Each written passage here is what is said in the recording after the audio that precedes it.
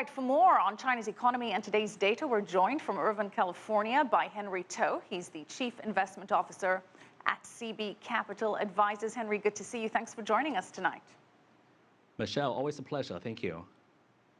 So, Henry, we got a bit of a mixed bag in terms of data points today. On the upside, housing sales rose 7% year on year in April. This is the first increase since 2013.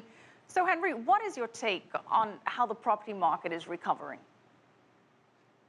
Michelle, I think I'm very encouraged by the data. As you said, April transaction sales data is up 7% year over year. The average selling prices are up 6% year over year.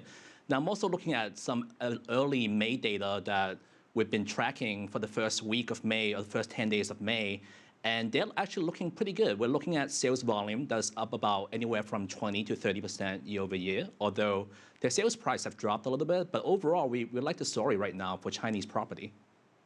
All right. So, Henry, would you say that fears of a housing crash have now been alleviated? I think it's a little bit early to say that, Michelle. I think the Chinese government or the Central Bank of China is going to need to ease more policy, whether it's a decline in the required reserves ratio or a decrease in the one-year lending rate in order for mortgage rates to decrease.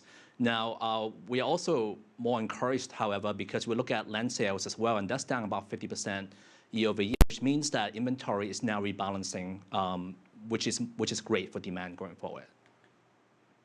Okay, Henry, good news on the housing front, some positive signs there.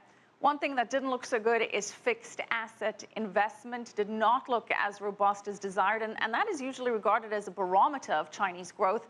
Fixed asset investment rose 12%, which was in fact the least in almost 15 years. Is this a big concern? What are your thoughts on that?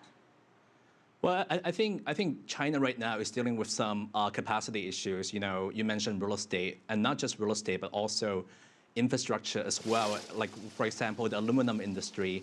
China is suffering from a little bit of a overcapacity in aluminum. And, you know, the Chinese government came in and they eliminated export duties for aluminum industry. So now the aluminum industry could expand their exports overseas. So I think you're going to see a little bit of a weak second quarter, but I think third quarter, fourth quarter, once the easing comes through and once the Chinese government implements more reforms, I think you're going to see a pickup in growth in the third and fourth quarter of this year. All right, Henry, retail sales, a bit of a concern, a bit of a red flag given the government's aims to rebalance the economy. Up 10%, which sounds good and is good compared to everywhere else in the world, but that is a 9-year low. Why a low, and what can the government do to boost consumption?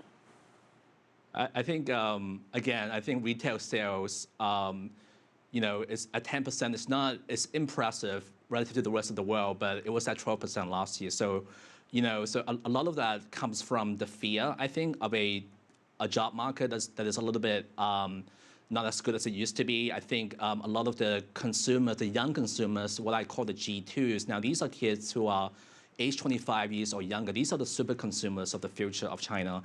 I think what the government is doing right now in terms of encouraging job growth, they're also encouraging entrepreneurial activities. I think once that culture becomes more ingrained into the Chinese culture of starting businesses and creating new jobs, high-tech jobs, away from the traditional agriculture or manufacturing, I think that's when you're going to see a pickup in consumer spending. So I don't think I'm that concerned about the recent slowdown. I think it's normal. I think you're going to see consumer spending pick up quite quickly in the next half of this year. All right, Henry.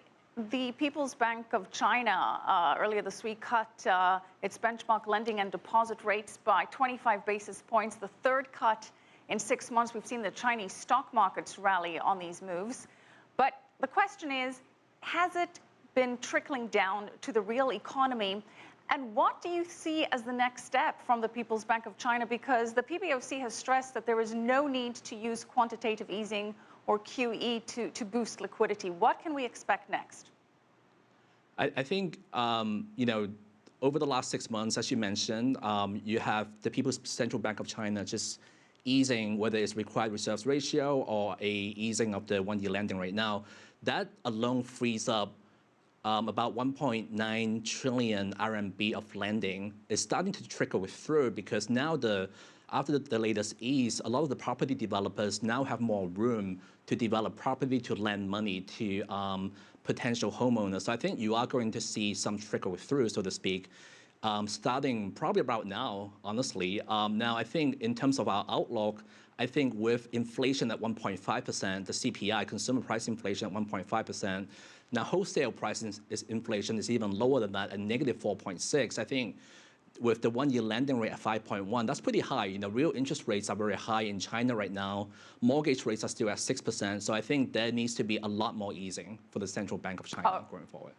All right. We're going to have to leave it there. Thank you as always. Henry To, Chief Investment Officer at CV Capital Advisors. Let's take